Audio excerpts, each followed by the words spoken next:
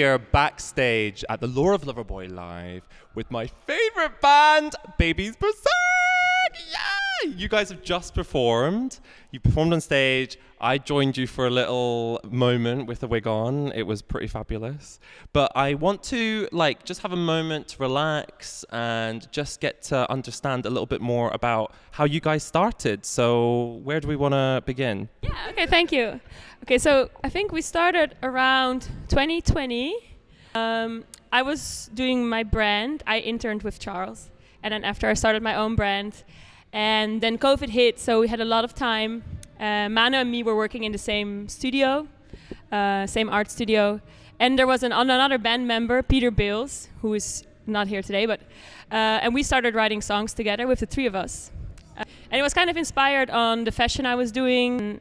Yeah, and I was kind of designing, doing photo shoots. Mano was somewhere in another room, making beats, doing something. And then he asked me oh, hey, Lizzie, I need some vocals on this. And I was like, oh, no, I'm busy. And then I just did it. And then we wrote our first song. That's iconic. Had you sung before? No, never. That is just, I find that so inspiring. I love, because we were talking earlier and you were talking about the fact that, it's making music for the fashion. It's kind of applying that other kind of creative endeavor. Did you find it, when you were creating the music, were you inspired by the clothing, the prints and the kind of big, bold shapes, or? I think we were really on the same page. Not necessarily that I was inspired by her work, but we were inspired by the same things, which makes sense. So we're kind of working in a creative room and then combining our same ideas and our same references. Literally our first tune was the jellyfish jam from SpongeBob, Is this so you? Yeah. When they take over the house and they start to put on the boombox and this whole ananas starts to bounce up for it. It felt okay, yeah, that's kind of when we want to start, And we didn't know anything about electronic music because we had more punk guitar background, and then we're okay, COVID hits, let's do something else. Did you learn bass? Were playing bass beforehand, or did you learn it for the band? Actually, we are sort of all originally bass players. We've all been bass players in different projects. So I already knew how to play the bass. Mano is a bass player in different bands, and Eva also started out as a bass player, but also is a fabulous singer. So we're all bass players. So we all knew how to make music, just not electronic music.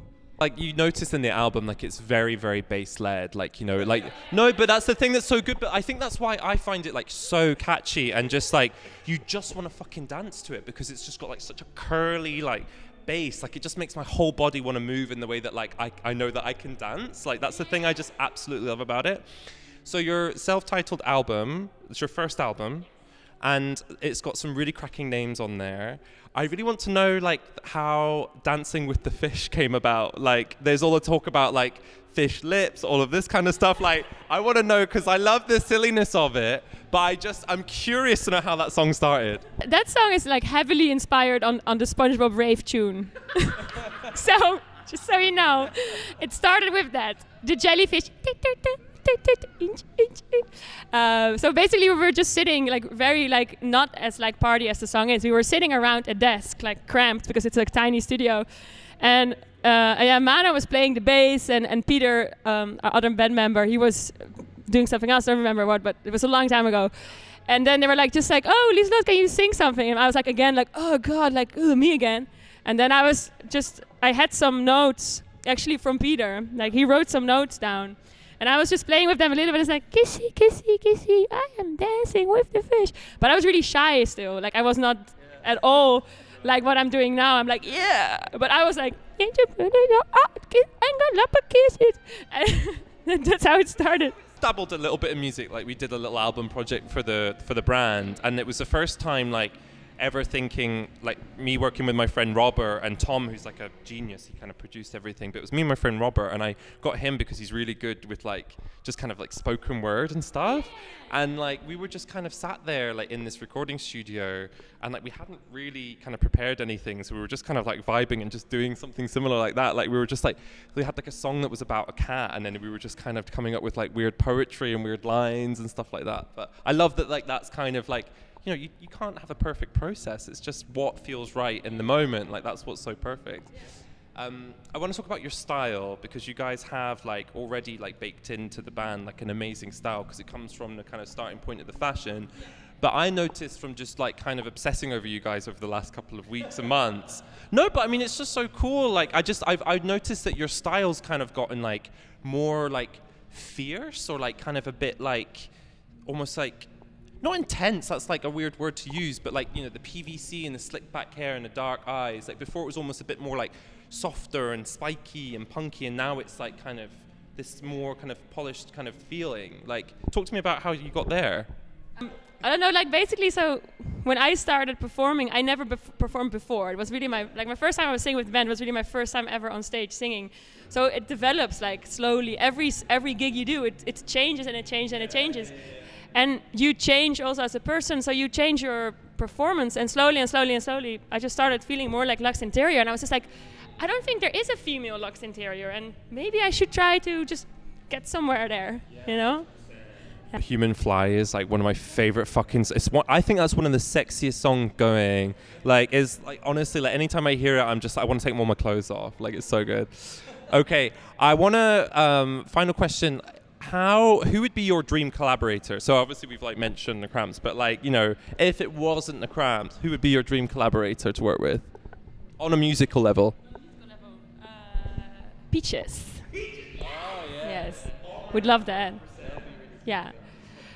I've like so many of my stage moves like been obsessing over her as well, and she's always climbing everywhere, and like so inspired by her live performance and how she communicates with the audience, because I think that's the most fun part about being able to play live, to actually create something with your audience and not just deliver it, but really make people also just do something. That when I'm watching you guys, like, I mean, I think that your album reminds me a lot of like Teachers with Peaches, just the way that it's all kind of like set out on that kind of pure but like really simple sound. Like it's that really kind of like it just really gets to the fucking point, which I love. Like, and I honestly, like, it's one of those albums that like I will play the whole way through rather than just picking out a couple of tracks, and that's saying something, especially in like a day and age where you're kind of like streaming a lot and you just kind of like you're able to pick stuff. Like, I will play your album from start to finish, and the same with Teachers of Peaches and like Grace Jones Nightclubbing. Like, there's a couple of albums that are just like you just want to listen to start to finish. So okay, one final thing, finish the song. No.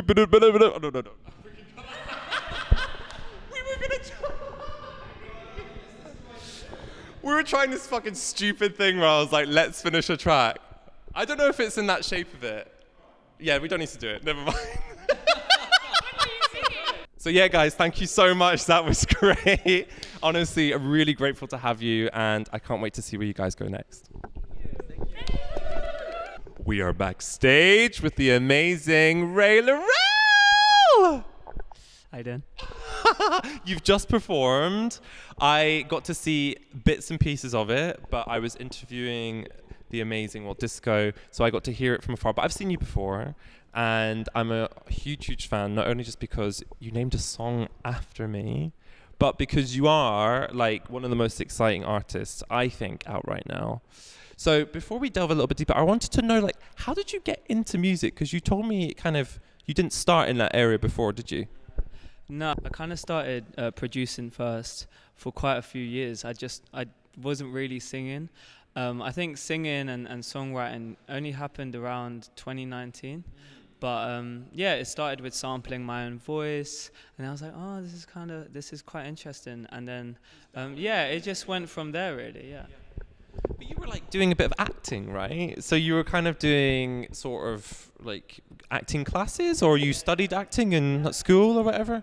Yeah, I studied acting for a bit. I've just dabbled in a bunch of different things, really. And then I kind of landed in music because don't know, I can be myself the most, I guess. I think the most amazing thing about that is that you're able to kind of like put all of those art forms together, because you're performing, you're kind of creating an alter ego, you're committing to that ego as well, and you're kind of like, you know, expanding it. And it's also, I mean, your music kind of goes from like highs and lows. You have like big songs and much smaller ones, so you're kind of like, there's a whole personality in there. I mean, for me, I'm just like, I don't know, I think it's because I'd started making music in my parents' shed, you know, and so it was all quite introverted, and I'd love these kind of really quite sad songs, really, but just, I don't know, it brought something out in me in a different way. And then I started doing shows with my band, so then it became, I kind of was like, push my shoulders out a bit and do a bit of heavier stuff, really. And the thing I've noticed about you, so that you've got a song called Charles Jeffrey, but you also have a song called Hunter Schafer, and I really love that as a kind of like way of working, you know, like titling songs after kind of, I guess, like brands or actors, you know, like kind of what was your reason behind that?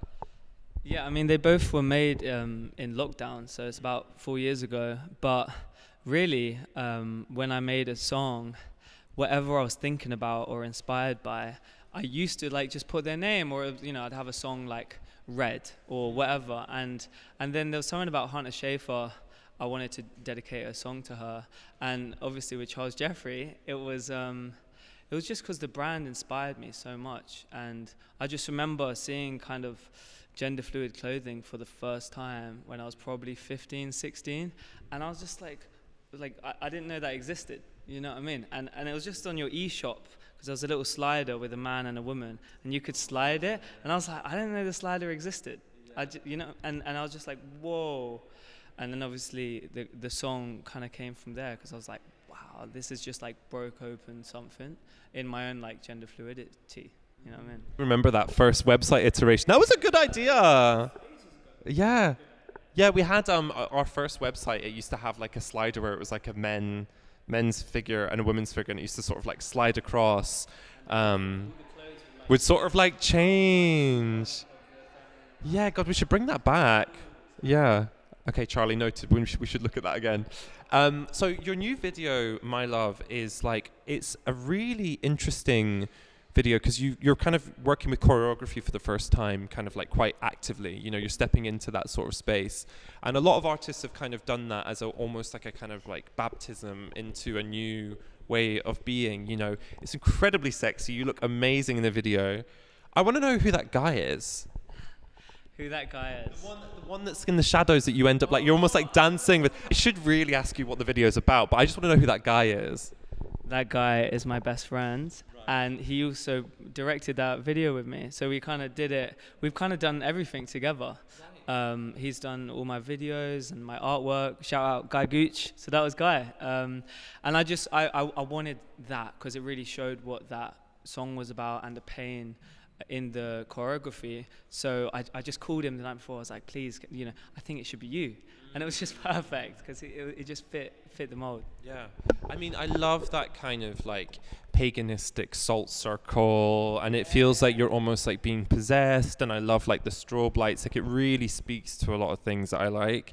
And I just love that for you, like, you know, when I saw it, because I saw you posted some photos of you kind of like doing this choreography, and I was like, okay, she's starting to do some choreography, I'm interested. And then like I saw the video when we were on Spotify, like listening to your music, and then we watched it all together in the studio, and we were like, fuck, like it's a whole new space. Like, do you want to do more of that kind of thing, or? Yeah, I think, to be honest, so I did a lot of Bollywood when I was like a kid, and my mom was a bit of a dancer back in the day. So I think dance is kind of, it's the most primal art, I feel, you know, singing, dancing. So I just knew I wanted to do it, but I just wanted to wait until like the right song and the right moment came about. But yeah, I definitely want to do more of that. Well, I look forward to seeing more of it, babes. Okay, quick fire questions. Who do you fancy right now? Oh, I fancy my lead guitarist, Cameron. And that's why I keep giving him longer solos, just in case one day he'll finally go out with me. Love it. I need to check out this Cameron. I need to see if he's I need to approve him. He finally let me do his makeup, so it's really cute. We have a little moment. Fabulous. J'adore. Your favorite perfume? My favorite coconut perfume, of course. And favorite place to go on a date? Ooh, favorite place. Probably a listening bar. No, you know what? The forest. Like if you go to a forest and you have a picnic and you swim in the river, you know, maybe get out the guitar. Hide the body. Exactly, that's it. Well, on that note, congratulations on an amazing set, and I'm so grateful to have had you be part of this moment, and also just be part of the kind of story of what we do, you know. And I can't wait to see what you do. Like, we all love you in the studio, and honestly, like, you're not one to watch. You already are someone who's been watched, and whatever that means. But yeah, honestly, thank you so much. Ray the Rail, everybody! Hide the body! Hi, we are here backstage at Somerset House with the amazing Walt Disco! Hi guys! Oh. So you're about to perform. We've grabbed you just before. I want to ask you a couple of questions if that's all right. And the first one is, considering you've just launched your new album, That Warp. Tell me about the whole process. It seems super sophisticated this time. I heard it's the first time you guys have really started working with like orchestral instruments. Is that right? Yeah, totally. It was like, we knew we wanted to be organic because the first record was like an electronic like bedroom record, kind of like forced because of lockdown. And then, so we wanted to go the complete opposite way. So started writing songs like on acoustic guitars and pianos and stuff, but we wanted to add the like drama and femininity and theatricality. Started adding, you know, strings and flutes, and yeah, it just grew arms and legs, and we were like really into like that Capitol Records like drum sound and like really vintagey stuff, but also wanted to make it, you know, modern and, you know, unique, like with everything we do. So yeah. It feels like a real step up. Like even just like the visuals for it just feel like super, super strong. Like that album artwork is absolutely incredible. Like when I was looking at it and listening to the album, I was like, there's just such a perfect like marriage between the two. And I'm like, I mean, I'm quite a visual person, so like I'm very sensitive to that kind of stuff. Like, talk to me about the process of like getting that artwork together. Like who did it? Like, you know, how did that kind of all go about? We went into the studio, like the producer's like pre-production room, and he just had this like picture as his desktop background, and we're like, what is that? And it was like this little like creepy face thing, and we were moon. Yeah, it was like a creepy moon, and we were like, who did that? And he was like, oh, I just saw it on Instagram, and then like pulled it up, and it turned out to be this artist called Dig a Hole. Her name, that's their Instagram. Yeah, their name's like Lulu Lin. And yeah, they like sent over that, and it was just, yeah, it was like, it was amazing.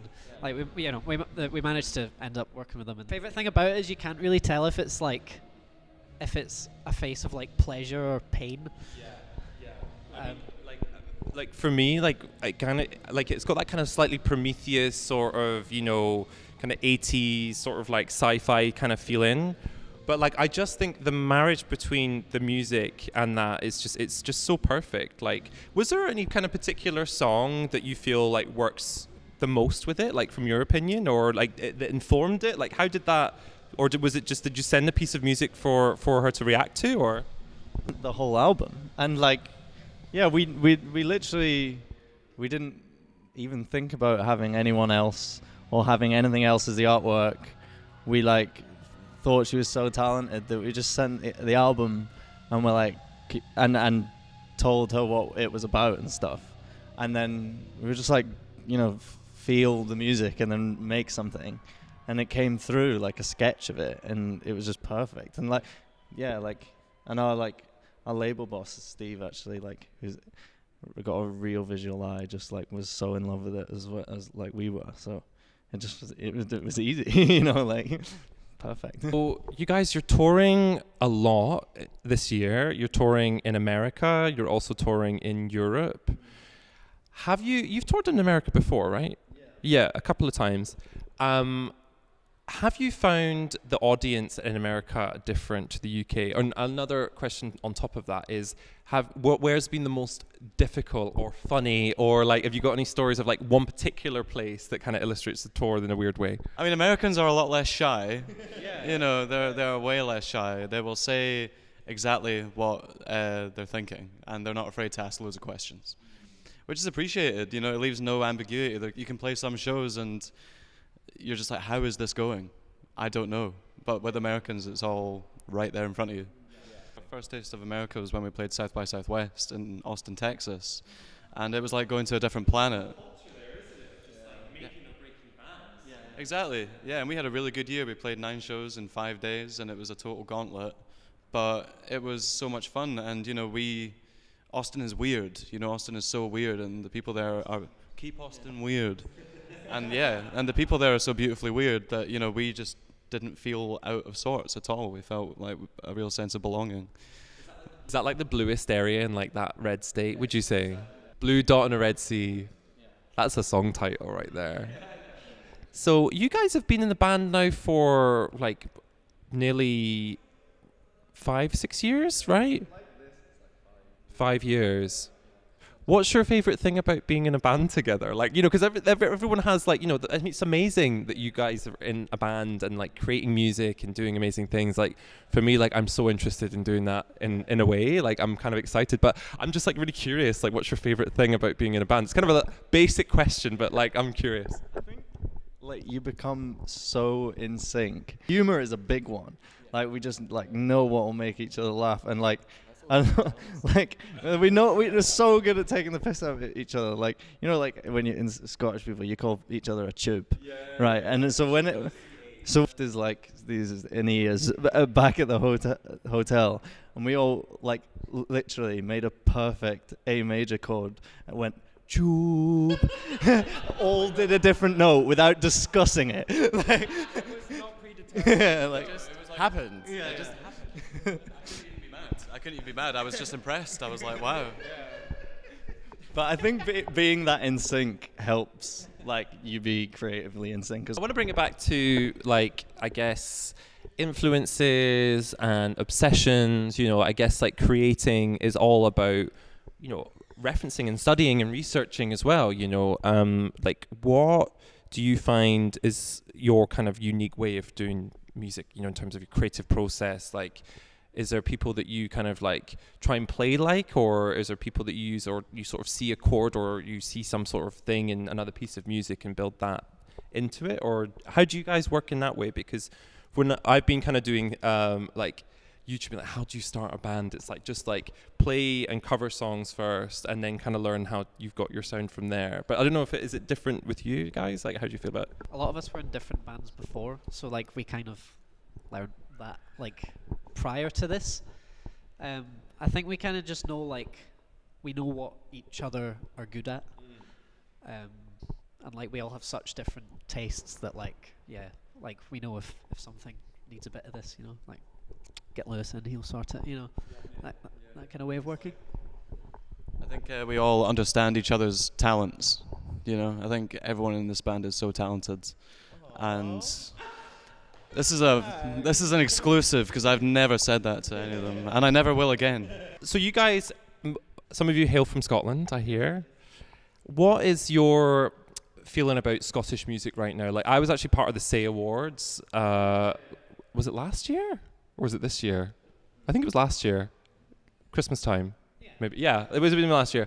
And it was the first time that I really sort of like dug deep into Scottish music, and it's like so amazing just to get the kind of like breadth of talent and the different genres and stuff. Like, do you think that Scotland or being in Glasgow produces a kind of vibe? Or because Glasgow's always got like its kind of underground scene, it always has done. Like, you know, when I moved down here when I was like 17, like I just started getting a part of like that whole you know, going out and like getting to know like the kind of queer scene, but then I would only kind of revisit it every time it would be like end of term or whatever, art school. So I've only seen it from afar, but you guys have kind of been in it. What would you say kind of makes Scotland different in that sense? Because it's like so far away from London, like there's not eyes on you from when you start. Like I feel like so far away from industry, and it gives like acts quite a lot of time to kind of figure themselves out and like kind of master their craft, you know. And if you have already done that, having eyes on you is great, but you know, it gives you the space to be weird and like, yeah, figure out who you are. A little bit out of the way, but like still in a way. It's like a blue dot on a red sea, basically. Yeah. Okay, cool. And then I guess like, I mean, you guys all look great. I wonder who you're wearing. You know, like, how do you feel about wearing a few bits of Loverboy couture? Yeah, answer the question. I feel really pretty. I feel amazing. I feel incredible. The Converse are great. That at the bottom, that's actually like detritus from the studio. So. Oh my god. Upcycle girly. No, I feel fantastic. Yeah, $1 million. So glad that you get to wear us again and to perform on our stage. So I'll let you guys get ready for it. This is Walt Disco, and I guess if we were to finish a song, we could try finish a song. It